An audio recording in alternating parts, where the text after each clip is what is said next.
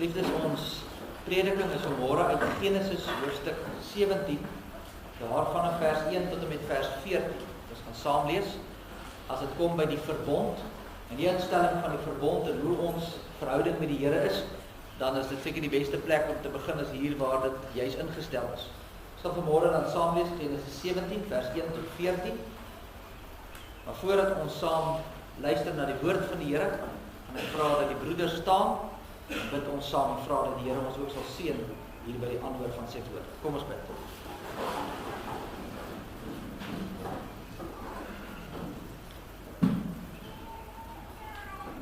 Here, U wat die getroue verbondsgod is, wat van ewigheid tot ewigheid is.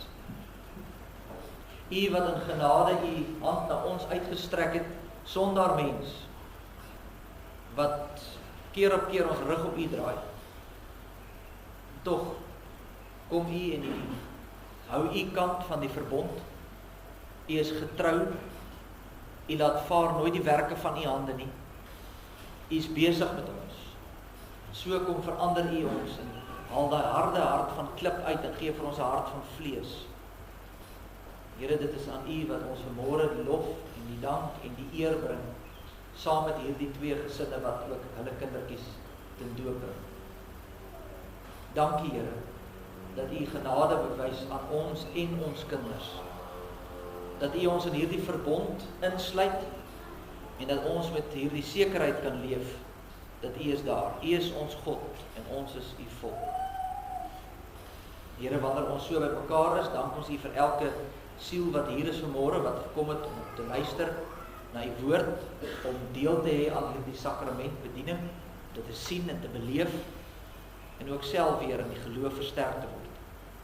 Mag dit ook so wees, wanneer ons hier by mekaar is, dat U deur die Gees ons gedagtes en ons harte gevange sal neem, dat U ons sal lei, dat U vir ons die weg sal wys. En daarom bid ons soos altyd, dat U ook 'n swakke diensknegt sal bedek, en dat U tot ons elkeen sal spreek vanmôre. Ons bid dan ook vir ons land, ons bid vir die omstandighede in die wêreld, ons weet van die oorlog daarbo. Ons bid ook dat daar 'n einde aan sal kom, dat daar vrede sal kom in hierdie wêreld.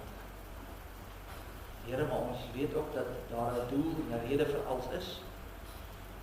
Here, ons weet nie altyd waarheen nie, ons weet nie wat U beplanning is vir die toekoms nie, en daarom lê ons dit aan die voete neer. En ons bid en vra dat U ook daar elke gelowige sal behoed en bewaar, dat U deur hierdie gebeure dalk die ongelowige se oë sal laat open, dat daar bekering sal kom tot die waarheid van U woord en van die verlossing in Jesus Christus. Here, lei U ons, nie net hier nie, maar reg oor die wêreld. Ons bid vir ons gemeente en ons werksaamhede ook hier. Here, mag ons dan ook hier, waar ons geplaas is, verskil maak. Dat dit wat ons ook vandag hier hoor, dat ons dit ook aan ons kinders sal gaan leer. Dat dit nie maar net kopkennis sal wees wat ons hier hoor en nooit weer oor gesels nie, maar dat dit sal deel word van ons lewens elke dag, en dat ons dit sal leef tot eer en verheerliking van U naam. Hierdie dinge bid ons, alleen in die naam van ons Here Jesus Christus. Amen.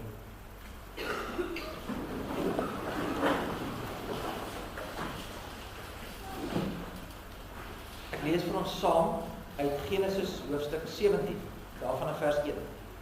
Toe Abraham 99 jaar oud was, het die Here aan Abraham verskyn en vir hom gesê: Ek is God, die Almagtige, wandel voor my aangesig, dan sal jy opreg wees. En ek wil my verbond sluit tussen my en jou buitengewoon vermeerder. Toe val Abraham op sy aangesig en God het met hom gespreek en gesê: Wat my aangaan, kyk, my verbond is met jou en jy sal die vader van 'n menigte van nasies word. Daarom sal hulle jou nie meer Abraham noem nie, maar jou naam sal wees Abraham. Want ek maak jou die vader van 'n menigte van nasies. En ek sal jou buitengewoon vrugbaar maak. Ek sal jou tot nasies maak en konings sal uit jou voortkom. En ek sal my verbond oprig tussen my en jou nageslag na jou in hulle geslagte as 'n ewige verbond, om vir jou 'n God te wees en vir jou nageslag na jou. en ek sal aan jou en jou nageslag na jou die land van jou vreemdelingskap gee, die hele land Kanaan as 'n ewige besitting, en ek sal vir hulle 'n God wees. Verder het God aan Abraham gesê, maar jy moet my verbond hou, jy en jou nageslag na jou, van geslag tot geslag. Dit is my verbond wat julle moet hou tussen my en julle en jou nageslag na jou. Al wat manlik onder julle is, moet besny word. Julle moet aan die vlees van julle vooruit besny word, en dit sal 'n teken wees van die verbond tussen my en julle. 'n seentjie van 8 dae dan moet onder julle besny word, al wat manlik is in julle geslagte. Die wat in jou huis gebore is, en die wat van enige vreemdelinge met geld gekoop is, wat nie van jou geslag is nie. Die wat in jou huis gebore en wat met geld gekoop is, moet sekerlik besny word. So moet dan my verbond in julle vlees wees as 'n ewige verbond. En wat manlik is en die vooruit het, wat nie aan die vlees van die vooruit besny is nie, die siel moet uit die volksgenote uitgeroei word. Hy het my verbond verbreek. Tot sover uit die woord van die Here. Salig is ons as ons die woord hoor en dit ook in ons harte bewaar. Geliefdes, ek het al voorheen ook die beeld gebruik, maar dit gebeur maar baie keer dat ouers vir hulle kinders, as hulle op universiteit, hier by matriek kom en universiteit toe gaan, dan word daar 'n ooreenkoms aangegaan tussen pa en ma en die kind. Pa en ma gee gewoonlik die versekering dat as jy kan gaan studeer, maar as jy dryp, dan betaal jy die rekening. So maklik soos dit. Ek sal vir jou betaal, maar die oomblik as jy dryp, dan is dit jou rekening, dan moet jy verder self sien kom klaar. Ek betaal, en ruil daarvoor soek ek harde werk en prestasie. Jy moet daarom jou deel nou doen.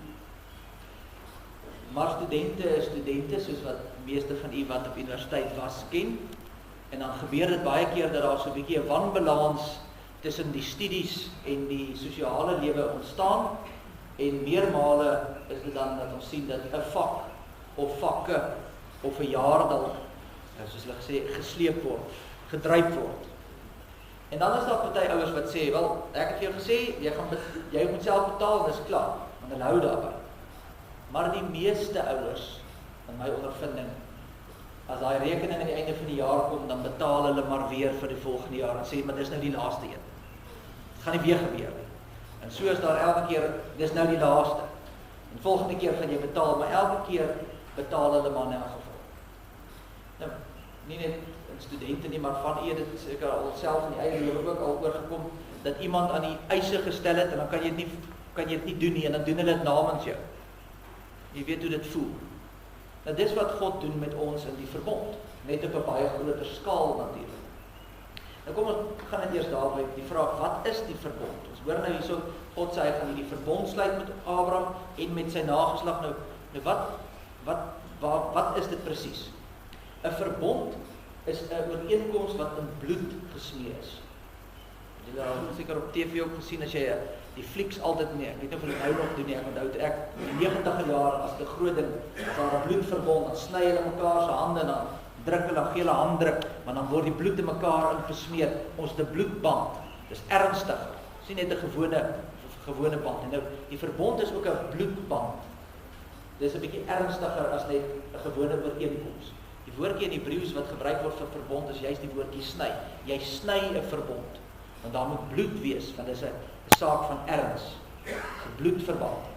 En ons sien dat hierdie is kom uitsluitlik van die Here af. Vers 9 staan daar, sê die Here vir Abraham, maar jy moet my verbond hou. In vers 4, wat my aangaan, kyk, my verbond is met jou. So hy sê, wat my aangaan, is my verbond, en ek gaan dit nou met jou aan Abraham, en met jou nageslag. Ek gaan vir julle 'n God wees, hier's my beloftes, hier's wat ek gaan doen, ek gaan vir julle sorg, julle beloofde land gee, ek gaan vir julle help en sterk en al die dinge doen. Dis my kant. Aan jou kant, wat jou betref, jy moet hierdie verbond hou. Jy moet die eise nakom wat ek stel. So, wat jy dadelik moet raak sien is, in die verbond is God en die mens nie op dieselfde vlak. Dis nie 'n 50-50 ooreenkoms nie. Dis God se verbond. Hy sê dit baie duidelik. Hier staan nie, jy moet hierdie verbond nakom, of jy moet ons verbond nakom nie. Hy sê dit baie duidelik, jy moet my verbond nakom. Ek maak die reëls, ek gee die beloftes, en ek stel die eise. En daarvolgens moet jy leef, jy en jou nageslag van geslag tot geslag. Nou die enigste manier hoe Abraham natuurlik dan van die nageslag kan verwag, dat hulle ook die verbondseise moet nakom, is natuurlik as hy die nageslag leer van die verbond. Dis was nou logies. As hulle dit moet hou, dan moet hulle tog dit weet. So, die oomblik as ons sê, daar is 'n verbond, daar is 'n sluiting van die verbond, dan is daar ook 'n implikasie van verbondsonderrig. Nou hoor jy sommer, waar kom die AP Kerk, dalk as jy nou besoeker is, die AP Kerk praat nie van sondagskool of katekisasie nie, ons het gekies vir die term verbondsonderrig, want dit gaan juis hieroor. Ons moet ons kinders opvoed in die verbond. Ons moet vir hulle vertel, wat is God se beloftes, wat gee hy, maar wat eis hy? En dis wat die verbond ook impliseer. Die kinders moet gelei word. En hoe lank is hierdie ooreenkoms? Vir hoeveel generasies? 10, 20, 50, 100? Nee, vers 13 sê, dit is 'n ewige verbond. Kom ek stel die vraag wat anderste, tot waar strek Abraham se nageslag dan? Want hy sê, Abraham, ek kom met jou en jou nageslag as 'n ewige verbond hierdie ooreenkoms aan. So wie is die kinders van Abraham met ander woorde? Die Nuwe Testament leer ons, Galasiërs 3 vers 7, daar staan, julle verstaan dan, dat die wat uit die geloof is, hulle is kinders van Abraham. So die Nuwe Testament leer vir ons, elke gelowige is 'n kind van Abraham. Israel wat daar bo oorlog voer, is nie die uitverkore volk meer nie. Dit het tot 'n einde gekom, toe Christus kom, toe daar 'n nuwe bedeling aangebreek, en nou sê hy, ja, daar is dalk Israeliete wat tot bekering kom in Christus, maar net die wat in Christus is nou die uitverkore kinders, hulle is die kinders van Abraham. En dis met hulle wat God die ooreenkoms het. Met ander woorde, as jy hier sit vanmôre, en jy glo in Jesus Christus as jou saligmaker en verlosser, dan is jy 'n kind van Abraham. Jy in die geloof word jy deel van hierdie familie van die Here. En dit is natuurlik baie lekker om dit te hoor, want as jy nou hoor, maar ek het dieselfde beloftes wat na my kant toe kom as Abraham, en die mense van die Ou Testament, al die seëninge en al die beskerming en al die beloftes wat God gee in sy woord, is wonderlik. Maar ons moet ook onthou, ons het ook daar sekere eise wat gestel word. Daar's ook sekere dinge wat ons moet doen. En een van die dinge wat ons moet doen, is ons moet ons kinders van hierdie dinge leer. Voed jou kind op in die verbond. Doen jy dit? Leer jy jou kind van kleintyd af 'n liefde vir God en 'n passie vir die woord? Sien hulle dit by jou? Deuteronomium 6 praat daarvan, hy sê, jy moet vir jou kinders hierdie goed inskerp as jy sit en staan en ry of waar jy wil gaan. Skryf dit op die deurposte, skryf dit oral waar jy kom. Hou dit as 'n merk op jou hand, op jou voorhoof. Jy moet dit vir jou kinders inskerp, maar hy sê, jy gaan dit net kan doen as jou hart verander is. Dis wat hy sê. Voordat jy hierdie goed kan doen, gaan dit eers, is jy oortuig? Is dit regtig wat jy leef? Maar dit help nie, jy skryf 'n klomp goed neer en sê vir die kinders doen dit nie. Jy moet dit wys. Anders dan gaan dit niks help. En dis wat die verbond van ons verwag. Ons is mos kinders van die Here, nou moet ons dit vir ons kinders leer. En daarom moet ons nie net in ons persoonlike lewens nie, want dis nou baie keer wat gebeur. Ons dink dis maar 'n privaat ding. En die meeste van, skrikwekkend, vandag se Christene, die meeste van Christendom wat ons ken is 'n tafelgebed. Dis al eintlik wat ons doen, hè. En dan sit nog 'n rympie op. Seën Here ons ete, maak ons opreg dankbaar, amen. En dis ons godsdienst in ons huis. Dis ons opvoeding van ons kinders. Nee, sê die woord, dit moet baie meer wees as dit. Jy moet begin vra soos, wie is jou kind se maats? Wie speel hulle? En is hierdie mense gelowiges? Want jou kinders gaan goed by hulle leer. Ek sê nie, wag nie met hulle speel, hulle net ten minste voorberei wees. Want nou gaan dit nog gaaf as hulle nog 3 en 4 en 5 is, ag hulle is lekker maatjies. Maar op 'n stadium gaan hulle op 'n hoërskool kom waar hulle rebelleer. En as ou Pietie nooit kerk toe gaan nie, hoekom moet ons elke Sondag gaan? En oor jare het hulle maar gekuier oor en weer, en jou kind is beïnvloed om te sê, maar dis nie nodig om kerk toe te gaan nie. Daai tipe van vrae moet jy begin aandink. Want as jou kind se saligheid wat daaraan gekoppel is. 'n Ander vraag wat jy moet vra, wat leer ons kinders in die skole? Die skole is nie meer ingerig volgens Christelike waardes nie. Ja, daar's natuurlik skole wat hard probeer weet hier's baie onderwysers hier by ons ook wat regtig waarvoor mens dankbaar is wat probeer, maar die realiteit is lewensoriëntering in die skole van graad 4 tot matriek sê vir jou Christendom is maar net een van baie gelowe.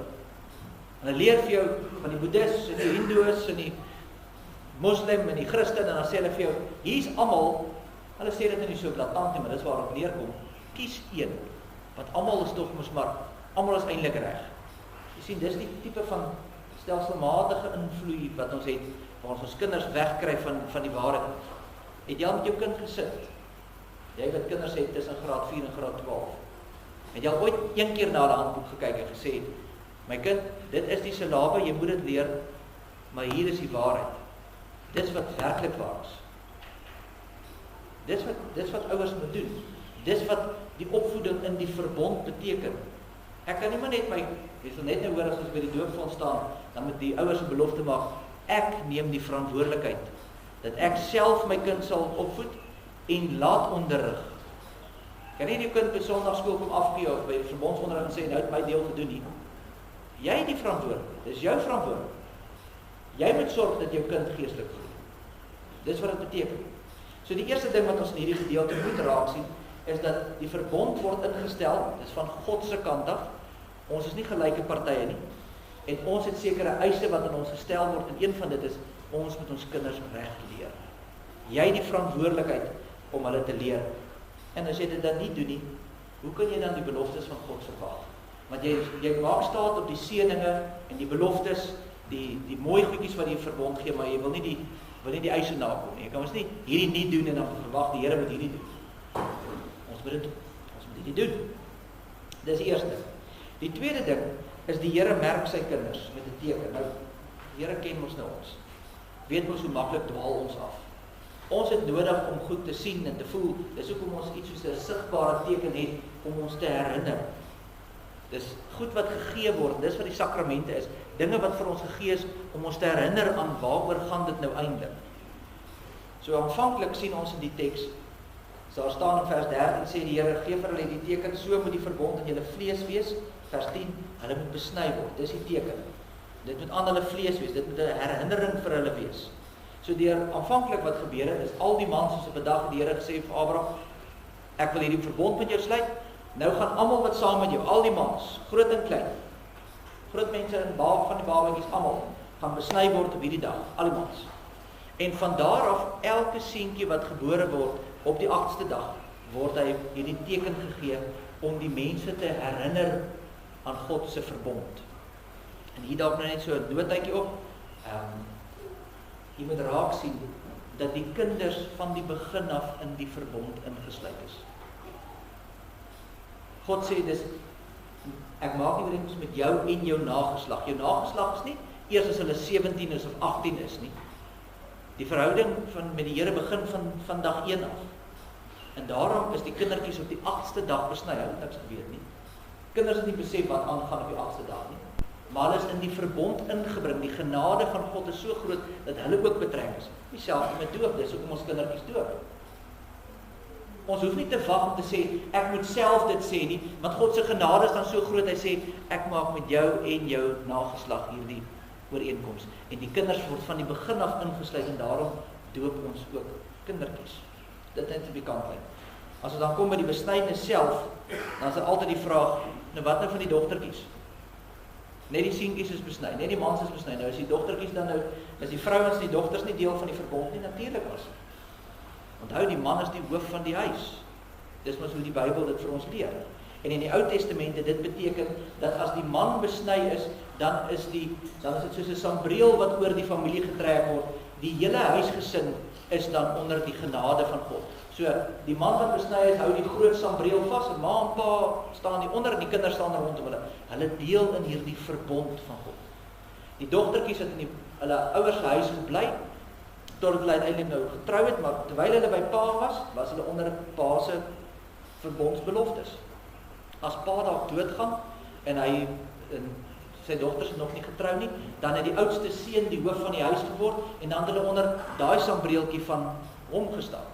En as sy dan eintlik gaan trou en sy begin haar eie familie, dan het hulle eie sambreeltjie gekry want die man was besny. So die dogtertjies was nog altyd deel van die verbond. Of as gevolg van pa of boetie of jou eie man. Nou daar is ook baie vrae al gevra oor hoekom die Here so 'n vreemde teken gekies het. Ek sê spot altyd gesê ja, kom die Here nie maar soos die beeste van ons het merk in die oor gegee het of hoekom nou juist besnydenis? Kom nou hierdie baie vreemde teken op daai baie vreemde plek. Maar daar's ook 'n goeie rede daarvoor. Daar's 'n spesifieke rede daarvoor. Want daar's eintlik meer as een, daar's 3. In die eerste plek was dit 'n teken van bloed. Ek het gesê in die begin dat die verbond is 'n ooreenkoms wat in bloed gesmee is. So by 'n verbond moet daar altyd bloed wees. Wanneer die kindjies dan besny is en daar word gesny en die bloed loop, dan herinner dit die mense aan iemand gaan moet betaal vir die sonde. Hier's eise wat nie kan nagekom word nie. Ons kry nie die goed reg gedoen nie. En iemand gaan moet betaal hiervoor. Iemand se bloed gaan loop, want dit is wat 'n verbond is. Die verbond is, ons maak 'n ooreenkoms, as jy dit breek, dan betaal jy met jou lewe. Dis hoekom daar bloed is. So elke keer wanneer 'n seentjie besny is, dan was dit 'n herinnering, iemand gaan moet doodgaan. Iemand gaan betaal vir hierdie sonde. So dit was in die eerste plek 'n herinnering. In die tweede plek het dit 'n implikasie vir die nageslag. Die teken van die verbond was toegedien aan die geslagsorgaan van die man. En as jy wil kinders hê, het jy daai orgaan nodig. Dit wys vir jou, dit bind die nageslag wat nog kom. Ek weet vandag is daar baie van die liberale, die women's lib bewegings wat baie sal sê, die man is goed vir niks. En jy kan hulle niks maak nie.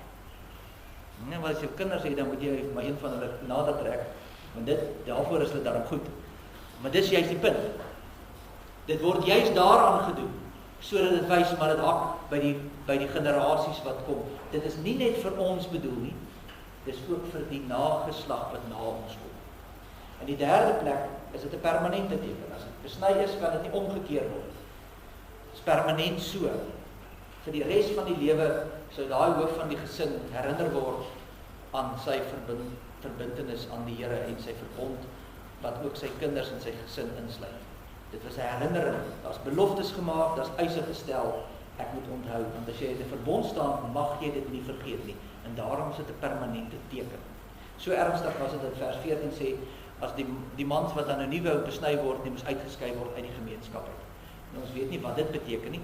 Party mense sê hulle is doodgemaak, ander sê hulle is net dood eenvoudig uit die samelewing uitgeskuif. Ons weet nie, maar dit is duidelik dat hulle nie gedeel aan die beloftes van God en aan die eise nie, en daarom is hulle uitgeskuif. So dis hoe die verbond gesluit is, van geslag tot geslag.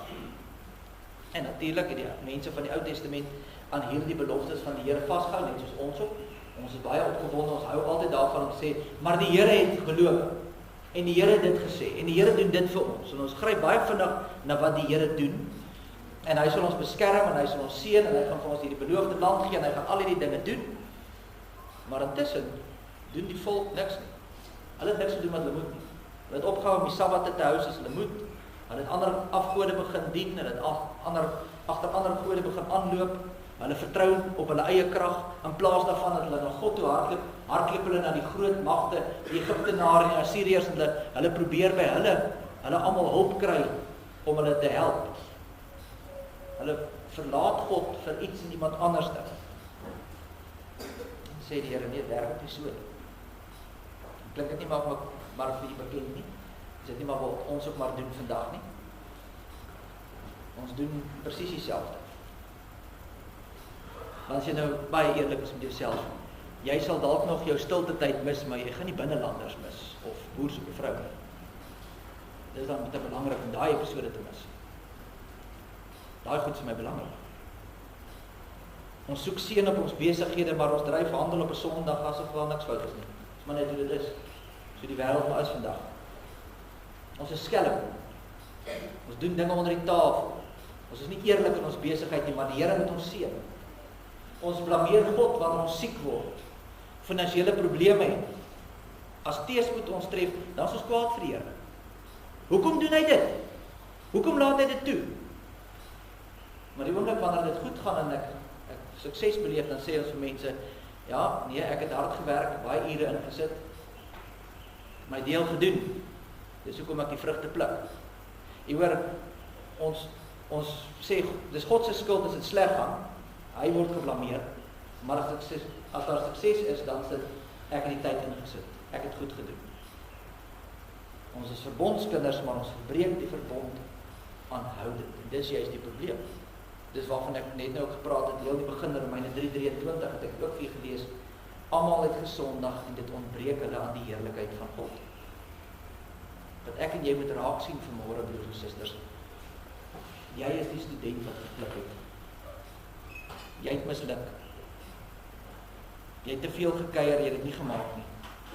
Jy het die jare gesleep. En jou ma en jou pa het vir jou gesê, die rekening is jou, en nou sit jy met die probleem. Sê daai een liedjie van Klopjag, geen herre of siektes, beëdigde verklaringe of slim praatjies met jou prof sal nou help. Jy het gepluk. Jy het misluk. Jy moet betaal. Maar is dan juist hier waar die evangelie, die troos van die Here. Sê ja, dit is so. As jy net een sonde doen, dan het jy reeds misluk. Dan het jy reeds gepluk. Net een sonde. Maar God stuur in sy genade sy seun na hierdie wêreld. En hy kom betaal namens jou. Hy kom doen wat jy nie kan doen nie. Hy kom betaal daai rekening deur sy bloed. Hy kom maak dit skoon. En daarom as ons dan in die Nuwe Testament toe gaan, dan sien ons, word daar nou 'n nuwe verbondsteken gegee. Nou is dit nie meer seentjies wat besny word op die 8ste dag waar bloed loop nie, maar nou word daar water gegee as die teken wat wys op skoon was. In die Ou Testament was die hele gedagte, jy moet onthou, die volk word herinner, jy moet onthou, iemand gaan moet betaal, die bloed gaan moet loop, die bloed gaan moet loop. En dan kom Jesus en dan loop die bloed. En as sy bloed gestort is, dan verander die verbondsteken en nou word dit water. Nou wys dit terug na, maar dit het geloop. Dis hoekom ons nie meer vandag ons kinders besny nie. Dis nie nodig nie, want die bloed het klaar geloop. Dit was die doel daarvan. Maar dit sit dan natuurlik 'n groot verantwoordelikheid op die ouers. Julle moet nou julle kinders grootmaak. Julle moet hulle nou leer van, wat is die doop? Waar kom dit vandaan? Hoekom doop ons met water? Hoekom gebeur dit soos wat dit gebeur? Waarna wys dit? Met ander woorde, jy moet jou kinders leer van die verbondsbeloftes en die verbondseise. Dis wat jy moet doen. Hulle moet gelei word op hierdie pad van geloof. Hoekom gaan jy dit doen? Hoekom doen ons dit met ons kinders? Hoekom leer ons hulle hierdie goed? Wat dryf ons? Wat jou dryf is die feit dat jy weet, jy het misluk. Jy moes die rekening betaal, jy kon nie, en toe het Christus het vir jou betaal. Jy moes in die hel brand vir ewig. Maar nou het God gekom, sy seun gegee, die helse smarte deurgaan, sodat jy nou kan leef. En dis wat die verskil maak. Dis daai liggie wat aangaan, wat maak dat ek nou anders leef. Nou begin ek anders te dink. As jou pa en jou ma vir jou gesê het, ek gaan nie daai rekening betaal nie, en hulle betaal hom tog weer op die einde. Wat doen jy? Jy probeer ten minste 'n bietjie harder. Jy weet, jy kan nie, die rekening is klaar betaal, so jy kan nie meer betaal nie. Maar uit dankbaarheid wil jy daarom jou pa en ma trots maak, as hulle daarom nou weer vir jou betaal. En dis wat ons as gelowiges ook doen. Ons kan nie onsself red. Christus het dit reeds vir ons gedoen, die rekening is klaar betaal. So hoekom doen ons wat ons doen? Ons doen dit omdat ons dankie sê vir die Here wat hy reeds vir ons gegee het. Ons wil hom trots maak. Soos wat jy jou pa en ma wil trots maak, so wil jy die Here. Jy doen wat hy van jou vra.